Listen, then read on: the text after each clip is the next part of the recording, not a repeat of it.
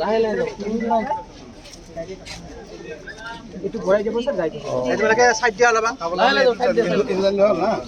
রুখাটা কেন কি রুখাবো কমাই দিলে নিজে রুখে যাবো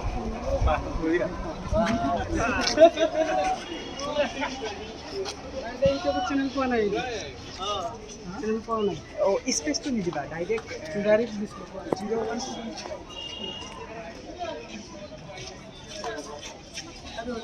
01